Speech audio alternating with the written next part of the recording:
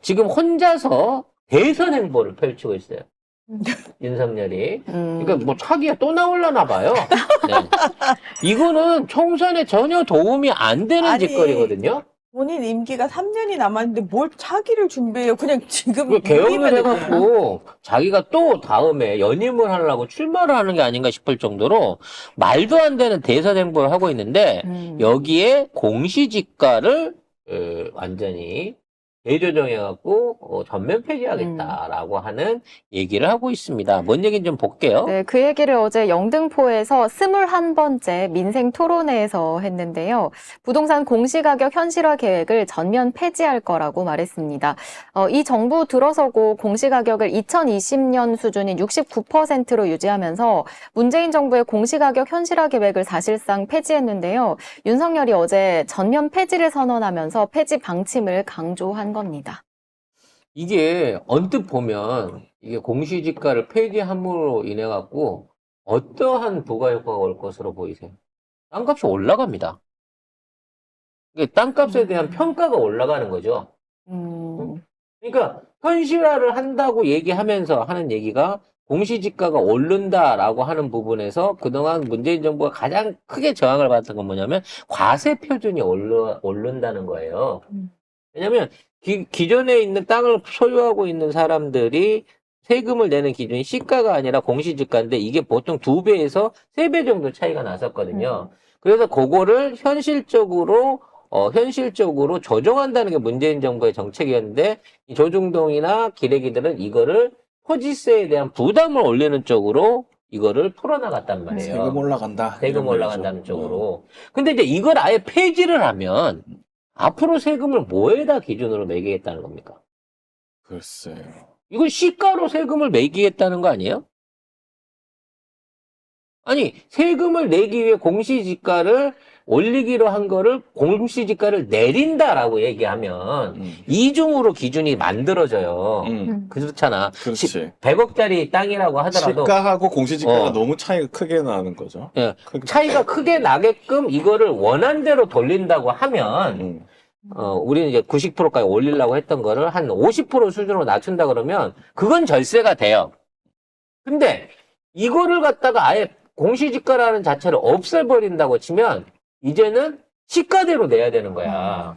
물론 그건 아닌 것 같아요. 보니까 이 현실화, 그러니까 공시지가 현실화 계획을 폐지하는 거니까 2020년 수준으로, 그러니까 그렇지. 69%로 유지를 계속 할 이걸 것 같습니다. 낮춘다는 얘기예요. 결과적으로는. 원래 문재인 정부는 35년까지 최대 90%까지 이제 끌어올리려고 했는데, 그래서 현실화를 하려고 했는데, 근데 이제 윤석열 정부 이 기획 자체를 없애버린다. 그래서 이거를 갖다가 나중에 이제 없앤다고 하면 문재인 정부식으로 돌아갈 거냐, 더 내려갈 거냐, 아니면 아예 이 정책 자체를 없앨 것이냐에 대한 이게 모호해요. 정책 없애면 100%잖아. 이거 없애면 시가로 가는 거예요. 그건 안 되는 근데 거지. 지금 얘가 공시지가를 우리는 90%까지 올리려 했던 거 한 50%까지 낮추겠습니다라고 얘기하면 이 공시지가 제도가 현실화 제도가 가는데 현실화 제도를 까고 이거를 아예 없애는 쪽으로 가게 되면 되려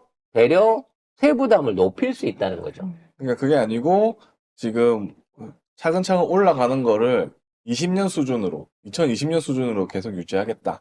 그래서 세금을 깎아주겠다. 집 많은 사람들은 이런 얘기입니다. 토지 많이 보유한 사람들을 깎아주겠다라고 하는 얘기예요. 결과적으로 대한민국 10% 정도의 인구가 대한민국 전체 토지의 75% 이상을 소유하고 있다고 하는데 그 사람들을 위한 제도가 될 가능성이 높다는 것이죠. 근데 또 헛소리를 한 게 보유 부담이 올라가면 임대료가 올라가고 결국 부담과 조세가 열악한 임차인에게 전가된다 라고 하잖아요.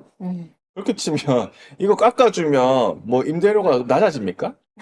말이 되는 소리를 하세요 좀. 아이고 참. 그런 얘기 있잖아요. 땅값이 싸야 부자들이 돈이 많아야 땅을 사고 부자들이 땅을 사야 개발을 할 수가 있고 그래야 여러분들이 살 수 있는 집이 생긴다는 거야. 지금 대한민국 주택 보급률이 이미 오버 상태예요. 전체 가구 수를 넘어섰어요. 100% 넘어갔어요. 100% 넘어서 지금 110%도 넘어갔어. 근데도 비싸서 못 사요. 수요는 있으되 공급되는 가격이 너무 비싸갖고 점점 더 거래가 줄어들고 있는 상황이라고.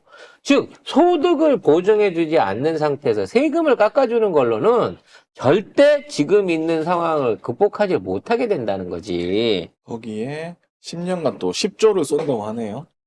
그래서 10조를 쏟아 부어가지고, 재건축을 할 수 있는 사업을 추진하게끔 도와준다는 거예요. 뉴빌 사업이라는데요. 노후 단독주택과 빌라를 대대적으로 재정비하는 사업을 하면서 10년간 10조를 지원하겠다고 합니다.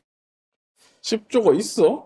또 뭐, 어디에서 10조가 뭐 어디서 뜯어다가 쓰는지는 모르겠는데, 세금 다 깎아 아유, 놓고. 뭐 어차피 자기가 할 것도 아닌데 그냥 입에서 나오는 대로 다 퍼주는데 하긴 뭘 이제 의미가 있어요? 사람들도 안 믿더라. 네. 하도 당연하죠. 몇십조, 몇백조 막 이러니까. 요즘 서울에 가면 아직도 구도심들 많잖아요. 난 네. 부산에 가서 제일 그 끔찍한 구도심들하고 어떤 그 혼종을 봤는데, 지금 서울에 있는, 예를 들어, 대도시에 있는 그 슬럼화 돼가고 있는 구도심들, 이 구도심들을 개발하는 데 있어서 돈이 없어서 개발이 되는 게 아니에요.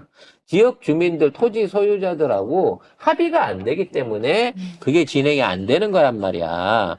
그러면 이런 재개발 사업을 하려고 하면 결과적으로 그 땅을 싸게 수용할 수 있는 공산주의 같은 법, 공산주의라고 하면 이상하네요. 아무튼, 강제로라도 수용을 강화할 수 있는 법을 만들어가지고, 예를 들어 수용을 손쉽게 할 수 있게 하거나, 아니면 토지 보상가를 확 올려갖고, 토지 가진 사람들이, 이 정도면 내가 팔 수 있겠다라고 할 수 있는 두 가지 전제가 해결되지 않으면, 구도심은 절대 개발을 못 해요. 근데 대부분 어디서 물리냐면, 거기서 살지도 않는 땅 주인들이 땅값 올려받으려고 재개발에 대한 보상 조건 요구를 크게 건단 말이야. 그렇게 되다 보니까 결국 분양가가 올라가고 거기에 공사비가 포함되고, 그래서 나중에 재개발을 하고 나면 어떻게 된다? 원도심에 있던 사람들은 다 밀려나는 거예요. 내가 집 한 채 갖고 있다가 내가 30평 땅을 시사를 했으니까 30평 아파트를 받을 수 있겠지? 10억, 15억을 보태기 전에는 그 아파트를 못 받는단 말이야. 그럼 그 사람들은 그 돈 들고 나가가지고 다른 지역으로 또 가야 돼. 그보다 더 열악한 지역으로 또 가야 돼. 이미 가보면 어떻게 돼 있다? 땅값이 팔고 갔던 때 뭐해서 2배로 올라 있는 거예요. 이게 계속 반복되는 게 투기잖아. 이걸 조성하기 위한 토지 공개념이 됐든 아니면 여기에 대한 공적 개발이 됐든 이런 거를 키워내야 돼요. 그게 이재명 후보의 공약이었어, 대선 때. 근데 땅값 유지시켜주면서 개발은 개발대로 해준다고 윤석열이 했어요. 그래서 풀어가지고 재개발 다 풀어줬는데 지금 어떻게 됐습니까? 전부 다 재개발 하는데 다 망했어요. 건설회사 다 쓰러집니다. 분양 가격을 70% 올리는 거는 양반인 거고 100% 이상 다시 올려야 된다라고 하면서 공사를 안 하고 공사를 포기하는 회사들이 늘어가고 있다고. 결과적으로 이 투기 정책에 편성을 하고 표를 던졌던 사람들은요, 이제 집을 날리게 생긴 상황이라는 거지. 개발이 결정되는 순간. 부동산 때문에 윤석열 찍은 사람들 자기 발등을 찍은 겁니다. 그리고 그런 얘기들 많이 합니다. 부동산 가격이 문재인 정부 때는 너무 올라가지고 엄두도 못 챘는데 이게 거꾸로야. 문재인 정부는 부동산을 올려서 실패한 거고 지금 있는 상황에서 가격을 떨어뜨렸더니 토지 소유주는 자기 재산이 반토막 난 거잖아요. 아니 그러면은 민주정부를 찍어서 집값을 올려. 그래. 도대체. 지금 토지 소유주나 건물 소유주, 이 건설 회사들이 분양이 안 되는 이유가 뭐예요? 전체적으로 경기가 안 좋고 돈이 없으니까 누가 새로 사지를 않는단 말이야, 새 집을. 새 집을 안 사니까 있는 놈들끼리 돈 내고 돌려막기를 했어. 갭 투자하고 전세 사기 쳐가지고. 근데 그것도 실제로 들어오는 실수요자가 여기에 봉을 뒤집어 쓰고 비싼 돈으로 전세나 매매에 들어오게 되는 사람이 없어져 버리니까 지금 다 망하고 있는 거 아닙니까? 부동산 투기, 돈 있는 놈들, 건설업자, 그리고 기존에 주택을 갖고 있었던 50채를 갖고 있었던 한 채를 갖고 있던 사람 모두 다 땅값이 떨어지고 있는 거예요. 집값이 떨어지고 있는 거라고. 오르는 게 좋아? 떨어지는 게 좋아? 그럼 일찍 하시라. 그럴 것 같으면 떨어져도 좋은 마음인 거고 지속적으로 내 집값이 떨어지고 소득이 보장이 안 돼도 괜찮겠다라고 하시는 분들은 또 이직을 하시라니까. 굳이 일찍 해갖고 바꿔놓읍시다 소리 안 해요. 왜? 어차피 얘네들이 약속한 거 다 안 지킨 걸 알면서도 이직을 씻겠다고 하면 그건 못 말리는 거잖아.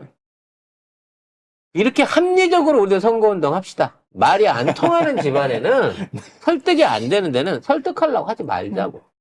그 제3지대 안에서 파고 들어갈 수 있는 틈이 있다고 하면 그 틈을 받아들일 수 있는 민생에 대한 대책이 있어야 되고 이걸 받아줄 수 있는 정당과 정치가 있어야 된다는 점에서 현재 민주당은 잘하고 있다. 조국혁신당은 잘하고 있다라고 평가를 해주자고 한 팀이잖아.